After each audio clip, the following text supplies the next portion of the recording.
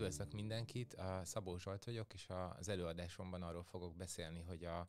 traumatikus eseményekkel kapcsolatban milyen emlékeink, memóriáink vannak, azokat hogyan helyezzük el az élettörténetünkbe. Ez az egyik nagy kérdése, amikor valaki átél egy traumát, hogy azt hogyan lehet integrálni az élettörténetébe, amivel kapcsolatban persze nagy egyéni változatosság van. Azt lehet mondani, hogy nagyon sok ember él át traumatikus eseményt, és utána nem mutat olyan tüneteket, amikről majd én beszélni fogok, úgyhogy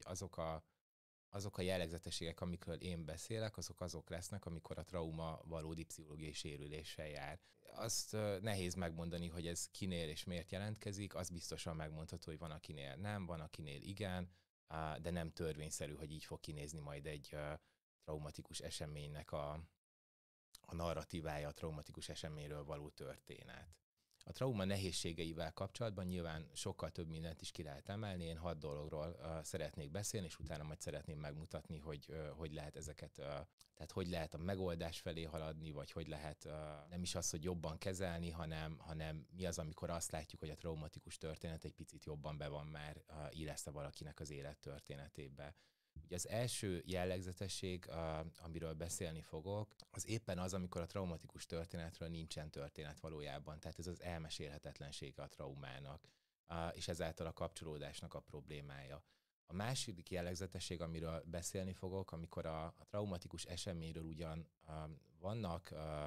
emlékfoszlányok, vannak érzések, amik hozzá kapcsolódnak, de ezek nincsenek integrálva az egész élettörténetbe, tehát leszakadnak róla, ezt diszociációnak is szoktuk hívni. A harmadik jellegzetesség, amiről beszélni szeretnék, amikor ugyan megvan a történet, de igazából az integrálás helyett ez úgy raktározódik el, mint egyfajta tagadás. A negyedik jellegzetesség, amiről beszélni szeretnék, az, amikor a történet megvan ugyan,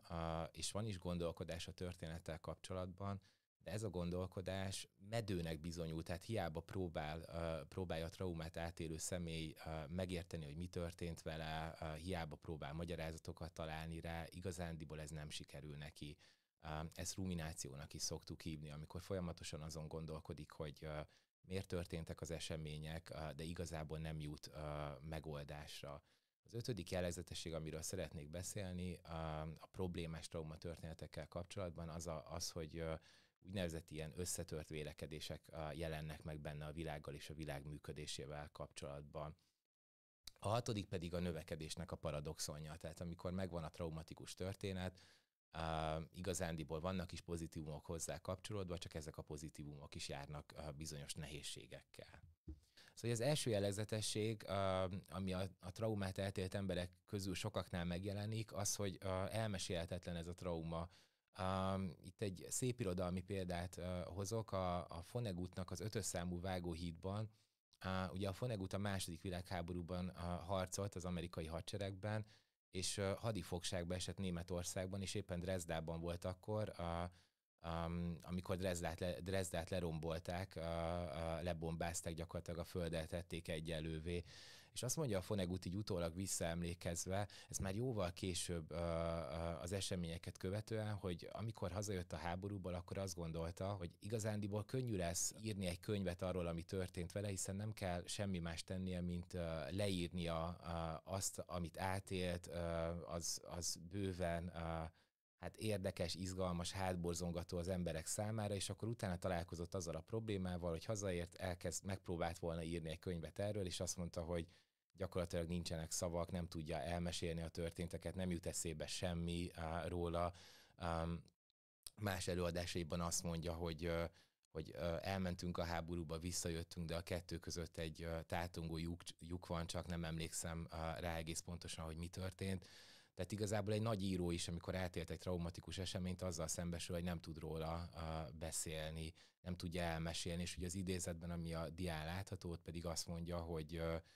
már meglett vénemberként se igazán vannak szavaim arra, amit átéltem. Ez az elmesélhetetlenség azért is problémás, mert egyúttal a kapcsolatok sérülésével jár. A dia során, vagy az előadás során több szépirodalmi példát hozok, ez egy másik, amit itt ezen a dián szerepel, ez a Rémhangosan és írtó közel című könyvből származik, ahol egy többgenerációs traumáról van szó. Egyrészt ott van a főszereplő kisfiú, aki aki a szeptember 11-i terrortámadásban elveszítette az édesapját, és ott vannak az édesapának a szülei, akik éppen Voneguthoz hasonlóan a drezdai bombázás emlékeivel élnek együtt. És akkor van egy pont, amikor a nagypapa azt mondja a könyvben saját magának, de a fiának címezve, hogyha el tudná valahogy mesélni értelmesen ezt a történetet, akkor haza is tudna találni a fiához, de ennek a képtelenségéről számol be. Tehát ő is érzi azt, hogy amiatt, hogy nem tudja szavakkal megragadni azt, ami történt vele, amiatt egyúttal sérül a kapcsolódása azokhoz, akikhez kapcsolódni szeretne egyébként. A másik ilyen jellegzetesség, amikor a trauma úgy nagyjából megvan, tehát megvan, hogy megtörtént, a lényegi részek ilyenkor is egyébként sokszor leszakadnak erről a történetről, tehát nem emlékszik ténybeli dolgokra, nem tudja összerakni a cselekvéseket, de ezek úgy vannak meg, hogy olyan, mint hogy egy külön memória részei lennének, ahelyett, ahogy általában az élettörténetünket elmondjuk, amiben az eseményeknek van eleje, közepe, vége, úgynevezett narratív struktúrát vesznek fel, történetszerűek, ezek a traumatikus emlékek, ezek inkább érzések, hangulatok, ilyen időbeli ugrások, tehát ilyen visszacsatolások az időbe, de nagyon hirtelen történik, nagyon élesen jön be, tapasztal egy szagot a korábban traumát átélt ember, és akkor eszébe jutnak ilyen képek, és tulajdonképpen, hogyha azt mondom, hogy emlékképek jutnak eszébe, még az se teljesen pontos, hiszen pont ez a nehézség, hogy azért, mert nem integrálódik abba a történetben, amivel rendelkezik az ember, ezért tulajdonképpen azt se tudja, hogy ez mikor történik. Tehát nagyon gyakori az az érzés, hogy egyszerre történik a múltban, a jelenben, a jövőben, és ahogy említettem már, és kezdtem az 5-ös számú vágóhíddal, éppen ezért zseniális, hogy a Vonnegut a főhőst egy időutazónak ábrázolja, hiszen pontosan ez történik, hogy a megoldások hiánya miatt össze-vissza ugrál az időben, nem tudja megmondani, hogy ezek az események éppen mikor történtek, egyáltalán valósak-e ezek az emlékek. Szóval, hogy nem úgy működik, mint a normál memória, hogy abban tárolunk dolgokat. Tehát van egy én, akinek van egy története, és van egy leszakadt én, akinek van egy traumája, és a kettő között van egy diszociáció. A harmadik jellegzetesség az, amikor azt látjuk, hogy az integrációra tett kísérletek nem sikerülnek, és tagadással találkozunk. Ez egy picit más tagadás, mint az első jellegzetesség volt, ahol azt mondtam, hogy elmesélhetetlen a trauma, mert itt tulajdonképpen a végkifejlet az, ami egyfajta tagadó módban megy át. Ahogy említettem ezt a történetet a Rémhangosan és írtó közelt, hogy ebben a kisfiú a szeptember 11-jel küszködik, amiben az édesapja ott volt a felhőkarcolóban és meghalt, és a történet végén, miután már nagyon sok kísérletet tesz arra, hogy rendezettebb legyen a viszonyulása ez a gyászhoz, hogy jobban megértse, hogy mi történt, hogy jobban elhelyezze az apának az elvesztését, de mégis a történet úgy ér véget, hogy azt mondja, hogy előveszi ezt az albumot, amiben az emlékeit gyűjti. Ezt úgy hívja, hogy a velem történtek, ugye itt is látszik ez a passzív szóhasználat, hogy igazából úgy dobált a világ ide-oda, tehát vannak események, amiket átéltem, és akkor azt mondja, hogy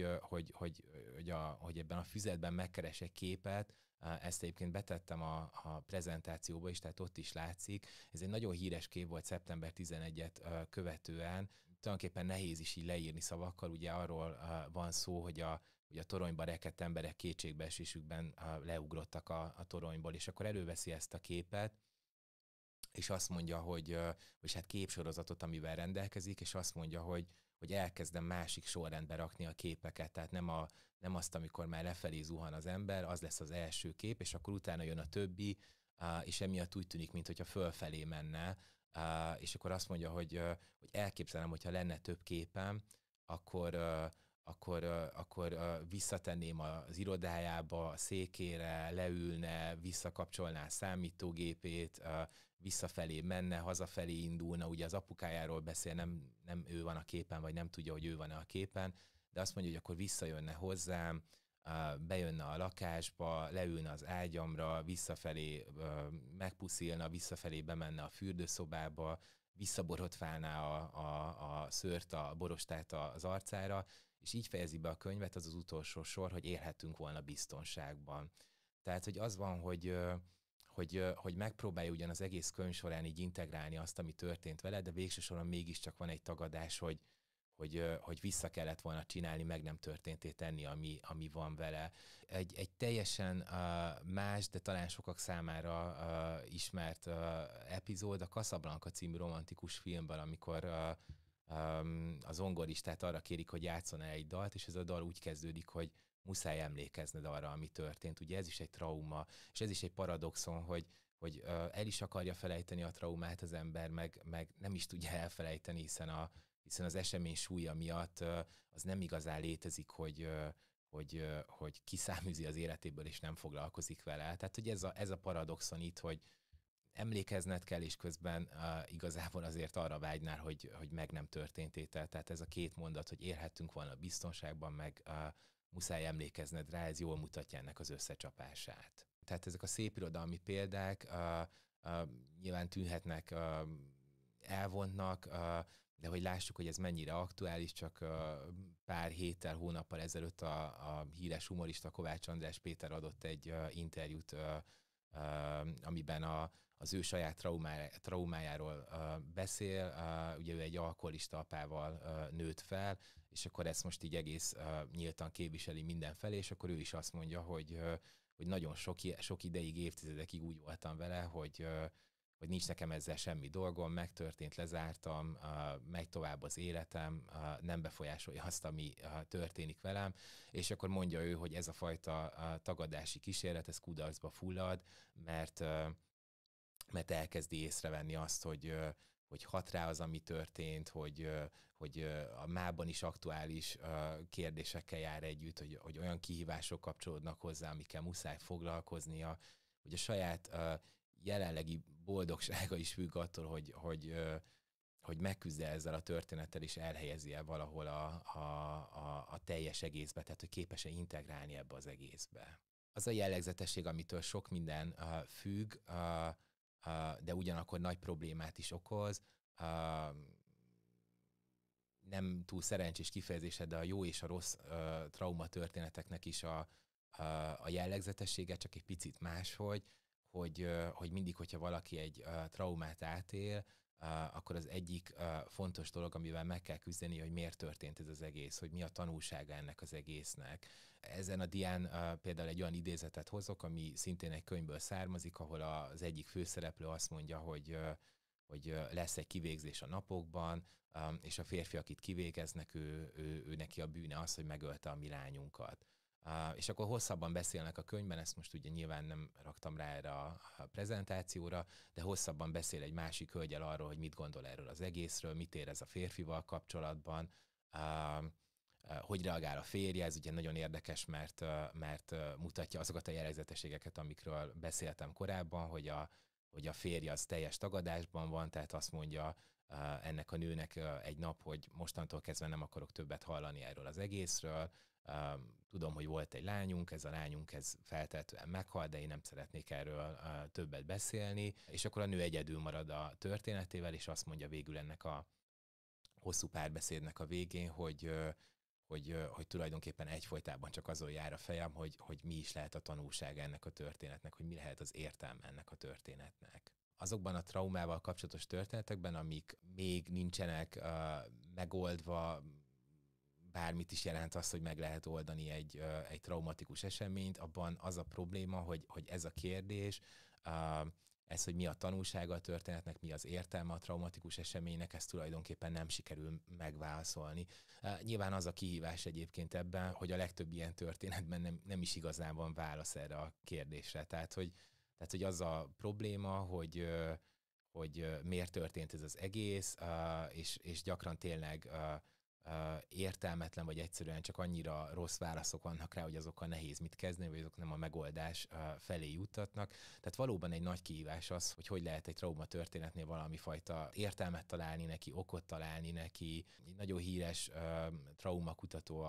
a Janov Bullman ugye azt mondja, hogy az egésznek a fonákja tulajdonképpen az, hogy amikor ezek a kísérletek nem sikerülnek, tehát hogy felteszem ezt a kérdést, hogy miért történt, mi a tanulsága, milyen okból volt ez az egész, főleg azzal kiegészítve, hogy a legnagyobb kérdés persze az, hogy miért velem történt, vagy miért velünk történt, akkor tulajdonképpen a sok medő kísérlet után nagyon sok ember arra jut, hogy azért, mert én megérdemeltem. Tehát azért, mert valami olyan jellegzetességem van, ami miatt rászolgáltam erre a rossz sorsra. Hát ezt látjuk, hogy nyilván ez egy nehéz befejezés, hogyha befejezésnek lehet hívni, tehát hogyha valakinek van egy traumatikus esemény az életébe, kísérletet tesz arra, hogy azt integrálja, és amikor ennek a kísérletnek a részeként megpróbálja megérteni, és arra a megértése jut, hogy ez velem azért történt, mert én teltek róla, akkor az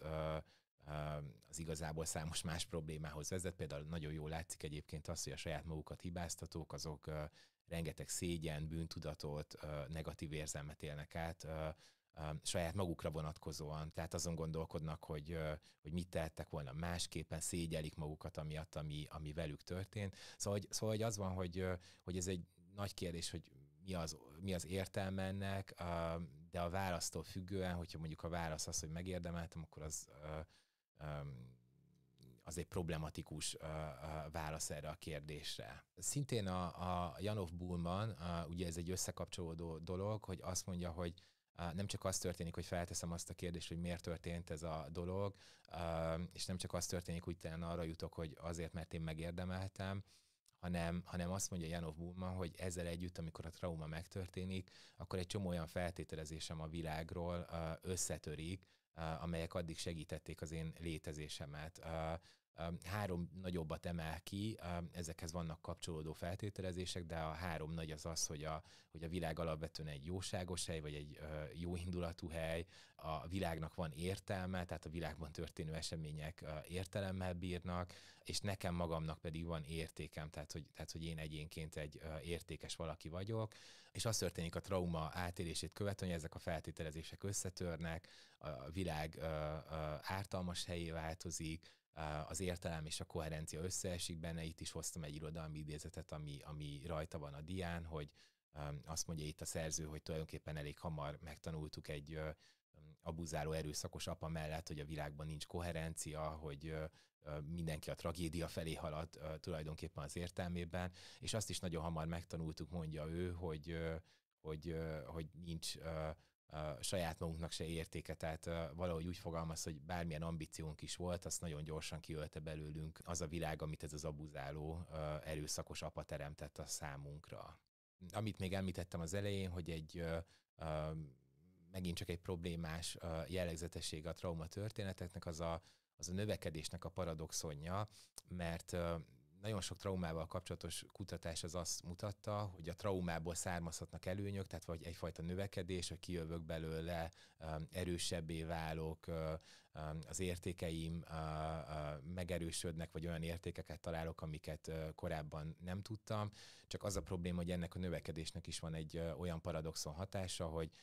az az író, akit az előbb idéztem, de nem neveztem meg, a Bret Easton Ellis például azt mondja, hogy végsősorban, hogyha átgondolom, akkor a legjobban azért gyűlölöm az apámat, vagy azért neheztelek a legjobban az apámra, mert ő miatt lett belőlem sikeres író, tehát hogy pont azok miatt a fájdalmak és sérülések miatt. És már idéztem a Kovács András Péter interjúból, ő is azt mondja, hogy számtalan dologra megtanított ez a család, amiből származok.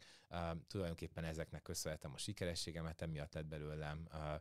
humorista, aki meg tud nevettetni embereket,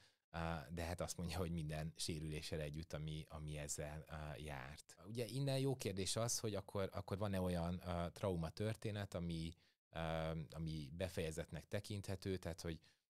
vagy jónak tekinthető mondjuk azokhoz képest, a jellegzetességekhez képest, amiket mondtam, és talán az fontos ebben látni, hogy nem az a cél egy traumával kapcsolatban, hogy ahogy az előbb említettem, hogy értelmet találni neki nagyon nehéz, hogy főleg úgy, hogy az egy értelmes értelem legyen, és tulajdonképpen nem is ez a cél, tehát maga a trauma az megmaradhat egy ilyen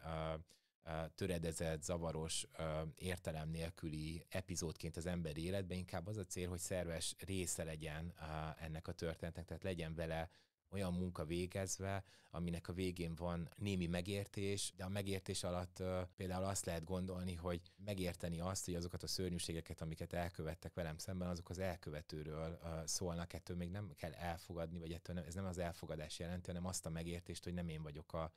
hibás miattuk. Van benne koherencia, adekvát érzelmek jelennek meg benne, tehát nem az a bűntudat és szégyen saját magammal kapcsolatban, hanem a másikra, az elkövetőre irányuló például, tehát hogy az őt elítélő, vagy az ővele szembeni negatív érzelmek, és ismét egybe kerül az én egy jobban elmondott történetben. És akkor itt merül fel az, hogy lehet elérni egy ilyen történetet, és itt az írásnak a szerepe az, amiről én beszélni fogok, miközben nagyon sok másfajta úton el lehet érni.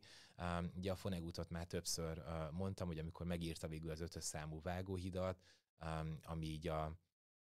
drezdai eseményekről szólt az életében, akkor végül azt mondta, hogy a könyv megírása az terápiás jelleggel, vagy terápiás természetet öltött a számomra. Mikor befejeztem a könyvet, más ember lettem, és egy csomó negatív dologtól megszabadultam az életemben. Jó, oké, de ugye itt az a kérdés, hogy akkor most mindenki írjon egy könyvet a traumatikus élményéről, de szerencsére a kutatások azt mutatják, hogy erre nincs szükség. Van egy kutatócsoport, aminek a munkája most már több évtizedre nyúlik vissza. Ezt más kutatócsoportok is átvették, megismételték, bebizonyították a hatékonyságát. Itt a James Pennebaker és kutatótársairól van szó, akiknek a nevéhez fűződik az úgynevezett gyógyítóírásnak a gondolata. Ez egy nagyon egyszerű gondolat, több mint 200 tanulmány jelent meg a témában, én az elsőt fogom elmondani, főleg azért, mert innen indult ez a dolog. Az elsőben egyszerűen annyi történt, hogy egyetemi hallgatókat 2 csoportba osztottak, arra kérték őket, hogy írjanak, tehát ez volt a legfontosabb feladatuk, minden vizsgálati személy pontosan ugyanabba a környezetbe került, ugyanazokkal az emberekkel találkozott, ugyanazon a helyszínen, ugyanannyi időtartamban. Annyi különbség volt a 2 csoport között, hogy az egyik csoportnak azt mondták, hogy olyanról írjon, ami számára az egyik legnagyobb nehézség volt az életében. Írjon egy traumatikus élményt, írjon folytonosan, ez nagyon fontos volt benne, tehát ne gondolkodjon, ne foglalkozzon a helyesírással, ne foglalkozzon a szavakkal, ne foglalkozzon a külalakkal, semmivel, csak írjon. A legmélyebb érzéseiről, a legmélyebb gondolatairól. Itt a dián pontosan olvasható is egyébként az instrukció, amit adott, és lényegében az történt ebben az első vizsgálatban, hogy erre úgy kérték őket, hogy egymás követő 4 napban írjanak 15 percen keresztül, miközben a másik csoportban ott pedig más témákkal kapcsolatban kérték őket, hogy írjanak, tehát nem egy traumával, nem egy felkavaró élménnyel kapcsolatban. És a vizsgálat eredménye az volt, hogy azok, akik a traumatikus eseményről írtak, azok kezdetben negatív érzések jelentek meg náluk, tehát hogy az első reakció az nem volt túl kellemes. Leírja Pennebaker részletesen a könyvében, hogy többen közülük elsírták magukat, láthatóan zaklatottak voltak. Egyébként nagyon mély traumákról írtak,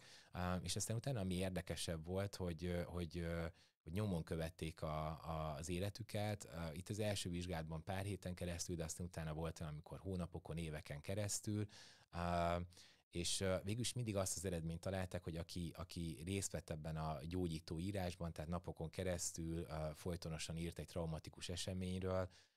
azután jobban érezte magát, és ez a jobb érzés, ez még ilyen biológiai szinten is jelentkezett, tehát például volt vizsgálat, ahol immun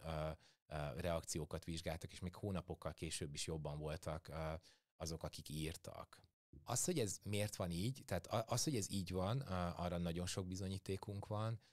Az, hogy miért van így, azt kicsit nehezebb megfejteni. Maga a Pennebaker írt egy összefoglaló könyvet, hogy akkor végül is az összes ilyen gyógyítóírás kutatás alapján mit lehet elmondani, és ebben pár okot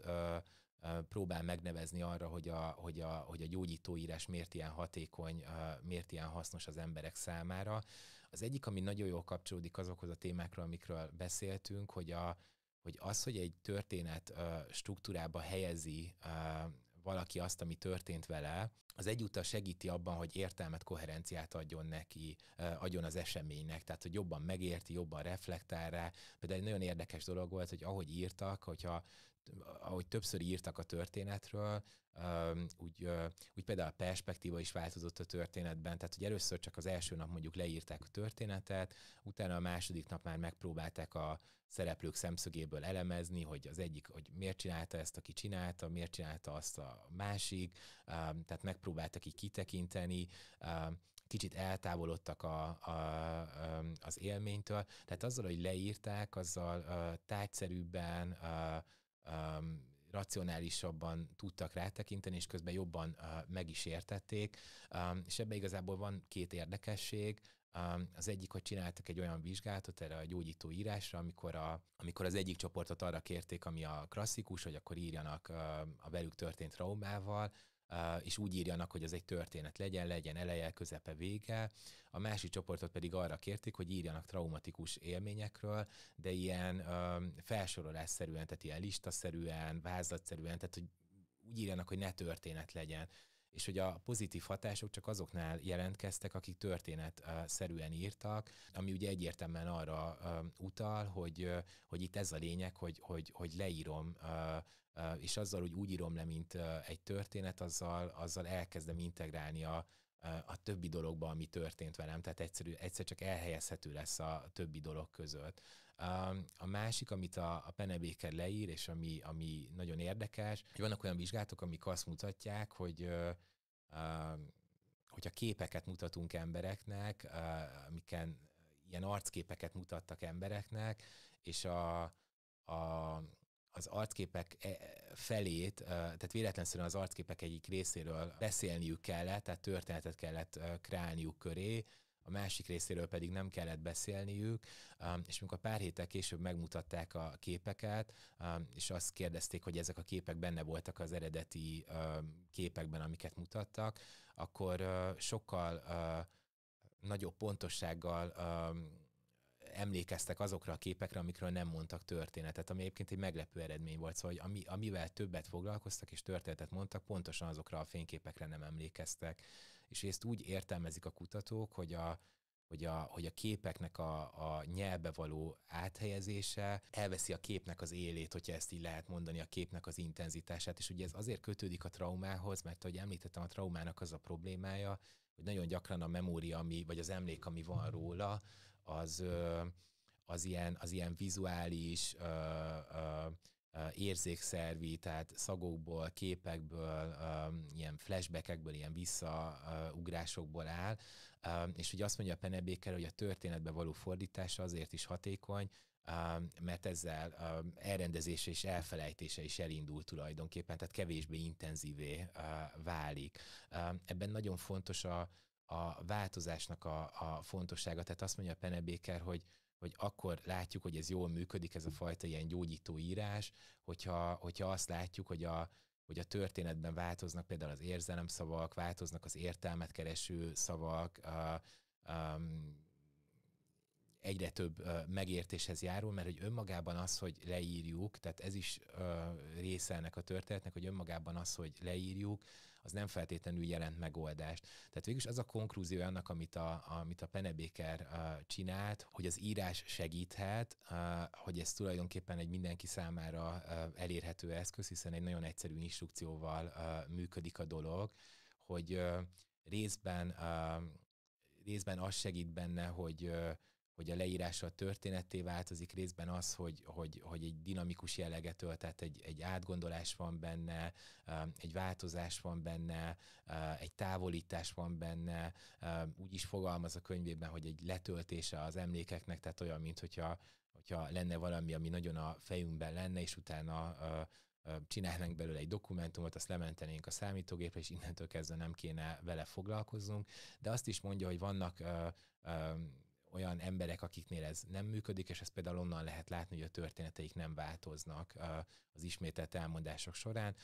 akkor nyilván egy más típusú megoldást igényel a dolog. Szóval összefoglalva az a lényeg, hogy a traumának a nehézségei azok, amikről beszéltem így az előadás elején, nyilván másokkal együtt, tehát hogy ennek azért van más aspektusa is, testi, fizikai, stb. De hogy ezek a nehézségei, ezekkel kezdeni kell valamit, ugye ez a trauma paradoxonja, hogy jó lenne elfelejteni, de nem lehet, mert annyira jelentőségteli az emberi történetre,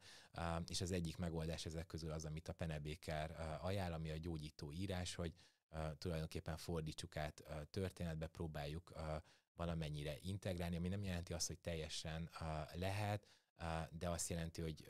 legalább történik rá valami gyümölcsöző kísérlet. Köszönöm szépen a figyelmet.